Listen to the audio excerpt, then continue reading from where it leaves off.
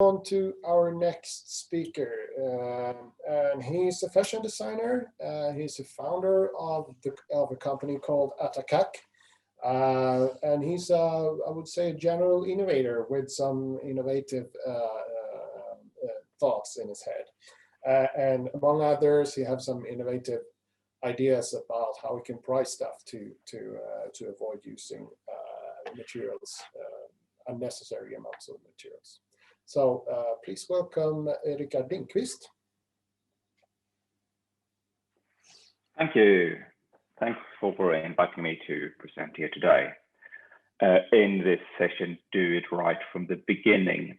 And I think so far I don't think I've done anything right from the beginning. I've done some projects less wrong, and some's been total failure. But I'm going to talk today about what I've been focusing on for the last 5 years within the brand Atacac, which me and Jimmy Hedberg, who is standing behind me in this image, founded in 2015. Jimmy has a background in digital communication and as a digital creator, building online experiences for various fashion brands throughout Europe. And not only fashion brands, but a lot of focus on fashion brands. My background is both in academia as a researcher at the Swedish School of Textile and in the fashion industry as mostly freelance designer for various brands in Sweden and UK. But however, today, then I'll take you through some of the stuff me and Jimmy has been exploring within the Atacac project and what I currently do at our industry, the offspring of Atacac. But first, I just want to quickly take you through part of how the fashion industry is kind of set up in generally. And from a circular perspective, the fashion industry hasn't been doing very good any time in the history. And during my lifetime, it's been sort of doing worse and worse with outsourcing production to further and further away from the consumers for the last 40 years. And the setup is normally from a brand perspective that you have a process of 18 months from you present something until it's delivered to the final customer. And when me and Jimmy started Atacac, we've been focusing a lot on digitizing the design process and the whole process around it. And one key thing that we wanted to avoid was to have this time span of 18 months being forced to develop like 3 sample collections before getting any revenue back from sold goods. So we've been looking into what kind of happens if we digitize the design process and use that digital output for presentations. And instead of taking orders before production, like orders from stores before production and send it to a store, we thought that we can try to sell things based on our digital material and then deliver straight to the end consumer, which gives us a turnover time of about 1 month instead, and the possibility of actually getting paid before we produce the garments. And what I mean with digitizing the process in the fashion industry is creating digital 3D visualizations of the garments before even making any physical samples. And this is a screenshot from that software we using, the sort of industry-leading 3D software in the fashion industry, which is a Korean software called Close. With this as a base, we've been focusing on creating virtual garments for real, meaning we've been producing both 3D rendered and communication materials of the garments before selling or producing any physical garments. So this is one example of how that could look. Here's another still of a 3D rendered garment where then the fabric has been scanned from an actual fabric. Here is a silk kaftan where we also created the print and sold the garments before even printing the fabric. It can also be used, yeah, of course, as a 3D image. You can see it from all angles, and you can, like in this example, showcase different colors or whatever it might be. We have also been elaborating and exploring quite a lot the possibilities of online fitting of garments. So in this example, you see this kaftan is available in two versions, a long and a short one. And as a consumer, then you can type in or drag here like weight or length. And here you'll see how it switches from short to long version here, if you go shorter. And yeah, it would look like that if you have the long version instead. So with all these digital assets, both the possibility of render photorealistic images of garments before making production or sampling, and also the progress in online fittings, we have in various shapes experimented in selling fashion garments on pre-order to end consumers. So our webs, we've done this online then, and our website has at a certain point looked like this: number of garments up for sale. And if you go click on one garment, you can see here this is a pre-order price of 145 euros, but when it's in stock, it will cost 180 euros, meaning that there is kind of a reversed sale setup. So instead of embracing the seasonal fashion pricing model, where most garments kind of loses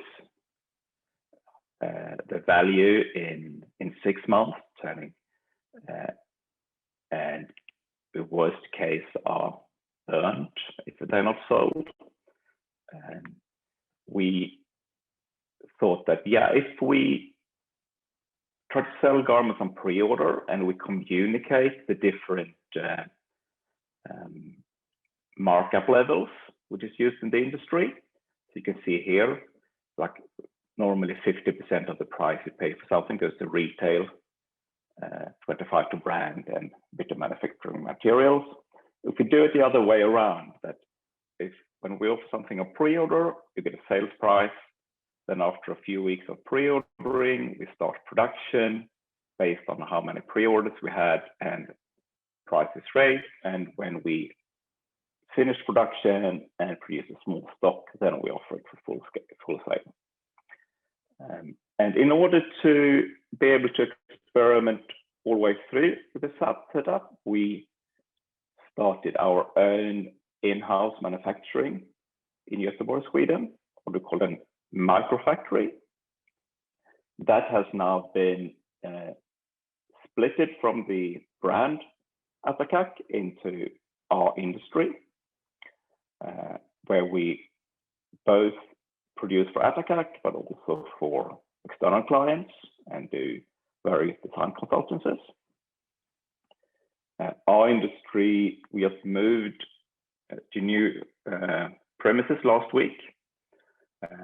Here's a short video from what it looks like in here today. It's still a bit messy from moving a lot of boxes and stuff, but it's a small scale textile factory. We have 8 employees from 6 different countries,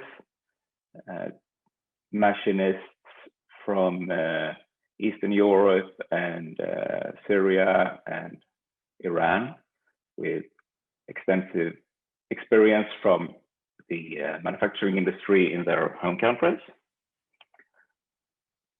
We are located in Ringa in Göteborg, Sweden. And today we use the latest technology in 3D visualization, but the actual manufacturing is fairly traditional.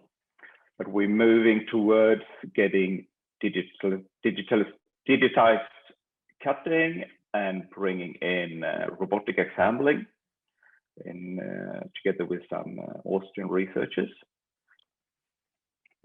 And we've been all the way seeing the digitalization here as a way to develop the craftsmanship into the future,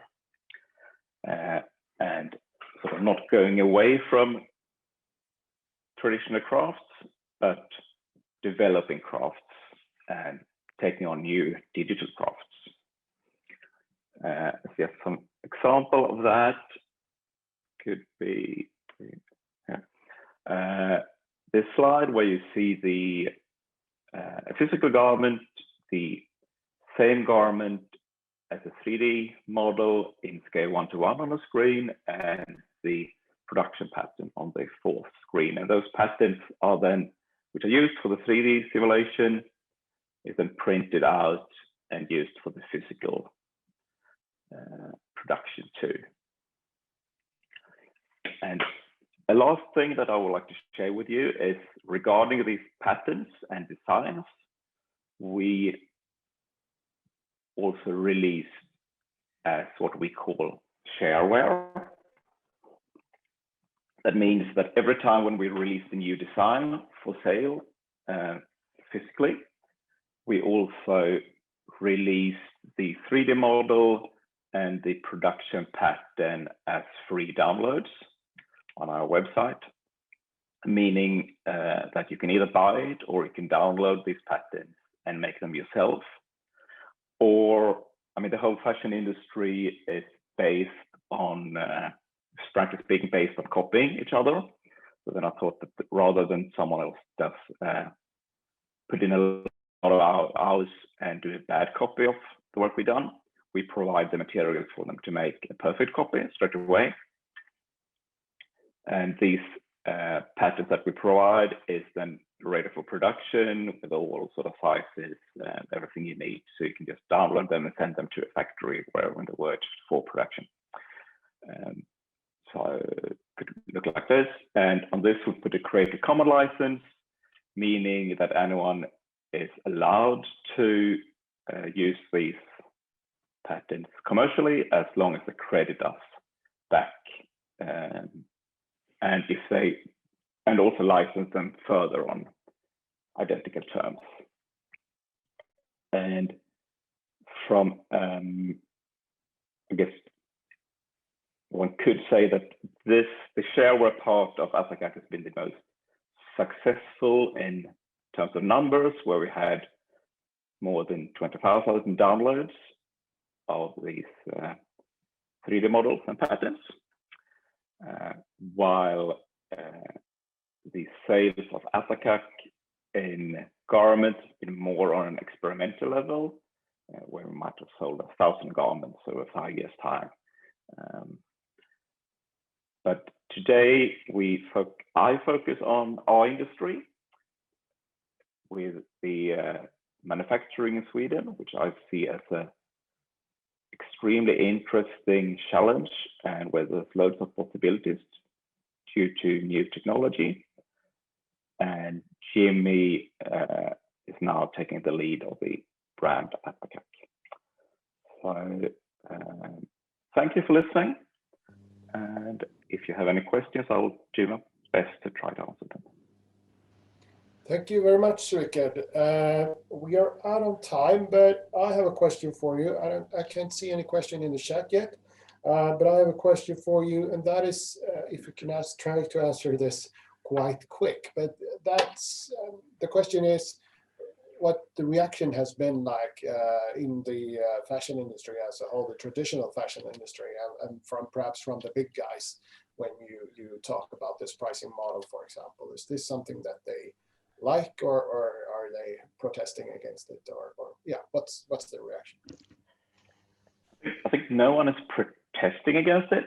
A lot of the larger companies have logistical problems such set up, but the interest has been very large, very big, because you know that all the larger corporations, they are aware of that the way they are making business is not a way that they will be allowed to operate in quite current future, quite near future.